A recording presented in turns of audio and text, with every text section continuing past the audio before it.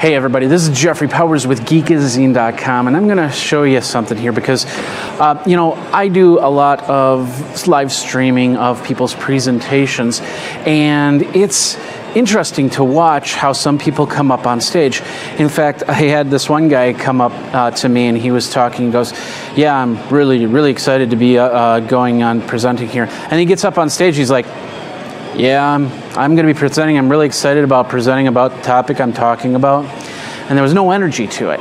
And so I thought I'd put together this little video, really quick video on some tips so you can present better for wherever you're going, whatever you're doing, and be bold, be confident, because it's about the topic that you're talking about, and you want people to listen about the topic you're talking about. So you want to be very ready for it and go from there. So, and let's start out and let's talk about some of the things that you should be. And the first thing is to be excited about it. Show your energy. Smile. Learn some smile. If you're getting ready to present and it's a few days before, do the smile exercise. If you don't know what the smile exercise is, really, really simple. Just smile for 3 to 4 minutes on time. Go, and don't worry about it being a cheesy smile or anything like that. Just smile. Go. And everything like that. You're building up the muscles because your face has muscles. You're actually working out your smiling muscles so you can look a little bit happier on stage. Prepare your talking points. As you can see in this presentation right here, it's pretty straightforward. You've got your talking points. Know what your talking points is, so you don't have to sit there and go, well, okay, what's the next thing okay. And then, of course, take your time on stage. Yeah, you might have 5, 10, 15, 20 minutes to do your presentation, but if you can't do your presentation in 15, 20 minutes, figure out what needs to come, what needs to go from your presentation so you don't have to sit there and go, yeah, I got to go to the next slide, got to go to the next slide, got to go to the next one. So you can take your time, so you can get your message across, so you can look happy and you don't look stressed. I had a guy up on stage the other day. He was actually sweating, not because he didn't know this stuff. It was because he had all this stuff to cram in at one point in time. And if anything, if you have to skip a slide, skip a slide. Your presentation is your presentation. You should know it, forward, backward, back your hand. I did this presentation. I created this about 5 minutes ago, but I have a good understanding of what it is. So I can bring it to you without much practice, but I did practice before I even got on stage here. So it's your presentation. Make it your own presentation. Keep it simple. Like I said, don't cram everything into 15 minutes. If they need to go for more information somewhere, send them to somewhere for more information. Your presentation itself, keeping that simple as well. This is, just a screen with a bunch of text in it. We had a few presentations where the presenters ended up putting in fonts, company fonts or fancy little fonts. But see, the thing is, in this presentation system, they have to take the presentation and put it onto a machine so we can actually project it onto the cameras like you're seeing right now. Because of that, we don't have those fonts that they had on their machine, and therefore their presentations looked all mucked up. And we had to, in a couple of cases, we stopped, we fixed things, and then we started again. But keep your presentation as simple as possible. Few animations. As you can see, I don't have nothing's flying in, nothing's fading in, nothing is fading out. You can do that, but just keep it as simple as possible. Programs like this, which we're using Wirecast to stream and record, can grab the presentation screen, but frame rates do get in the way. So if you've got something really fast, 30 frames per second, like a video or something like that, it's not really going to show up on the screen. It's just going to be like flash, a few frames a second, and it won't look as good as it does in the presentation mode itself.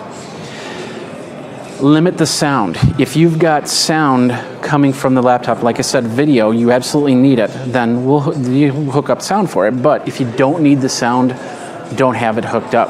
It makes life easier, and once again, especially for streaming and recording, it makes it look a lot better. Copyright images. Very important to watch out for what you're putting into your presentations, because you never know what's going to happen You never know what they're going to, what you're going to get caught on with copyright laws. Of course, with presentations, you want to make it 16 by 9. You want to bring that into the presentation mode. Don't bring it 4 by 3. Nowadays, we've got these TVs right here, and these, as opposed to the old projection screen TVs. You want to present the best screen size possible, so HD style screen is what you want. And then finally, when you do have images, when you do have graphics and stuff like that, nice big graphics, nice big images, and don't cram everything in. If you've got a screenshot and you look at it and you can't even read the text from up here, when presenting, when you're standing up on stage, here's some do's and don'ts. As you can see, I've been doing some step forwards and backs. This is just a learned thing. Some people will sway a little bit. Some people will do this or that. Try and put your feet on the ground, make a stance. Just like, think of yourself like the President of the United States. My fellow Americans, we are ready to take a stand and present like we mean it. As you can see, I'm solid on my stance, and I have a bad back. It's hurting right now, but I'm solid, and I've got my hands here, and I'm using them to convey my message. Look forward, not at the screen, not at the screen, unless you absolutely have to. There's points where you do turn here. But if you're looking at the camera, if you're looking at the people and talking to the people, they will listen to you. And then pause for a second after the next slide. If you're not ready to talk and say the next thing, give yourself a couple seconds. That way you avoid the ums. That way you avoid the... you don't sound like Frankenstein when you're presenting. Speaking of which, these are some words and phrases that you do want to avoid when you do speak. Everybody does it, and don't hurt yourself simply because of the fact you say In fact, like right now, I couldn't figure out the sentence I was going to say. I avoided the but it just happens. So if you do say let it happen and go from there. So, I always do this. At the end of a sentence, I will say so. So, and it's kind of like interesting tail off, but it's definitely something that you want to avoid when you're presenting to people. Now, I'm just saying, this one I just learned because it kind of means that you want to kind of backpedaling a little bit. So I'm just saying that you shouldn't do this. Somebody will, it's not a bold positive statement. I'm just saying that you shouldn't do this. And somebody will think you're just saying that it's, well, if you are not sure about this, then maybe I shouldn't worry about it. I believe. This is another keyword that you want to stay away from because once again, it feels like more of an opinion than it is a statement.